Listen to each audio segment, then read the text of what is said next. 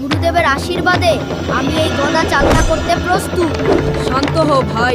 ধৈর্য ধরো, শক্তি তো তোমার আছেই। তা আজ কি আপনার গদা আমার গদার আঘাত সহ্য করতে পারবে? মনে রাখবেন, আমি কিন্তু আজ ছাড় দেব না। জ্যেষ্ঠ ভ্রাতা ভীম, গদাযুদ্ধ কেবল শক্তির খেলা নয়, এটি ধৈর্য ও কৌশলের পরীক্ষা। এসো দেখা যাক আজ কে কার পরীক্ষা নেয়। এইবার যুদ্ধ শুরু হোক। আমি প্রস্তুত। আমিও প্রস্তুত, দেখা যাক কে জেতে। ভীম, আজ গদার শক্তি দেখতে পাবে।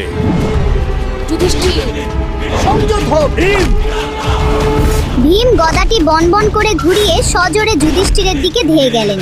তার প্রতিটি পদক্ষেপে ব্যায়ামশালার মাটি কেঁপে উঠল।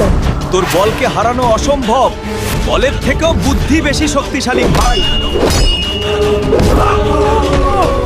প্রতিরক্ষা। যুধিষ্ঠির ভয় পেলেন না। তিনি অত্যন্ত সূক্ষ্মভাবে একপাশে সরে গিয়ে ভীমের আঘাত এড়িয়ে গেলেন এবং নিজের গদা দিয়ে ভীমের গদাকে আলতো করে ধাক্কা দিলেন।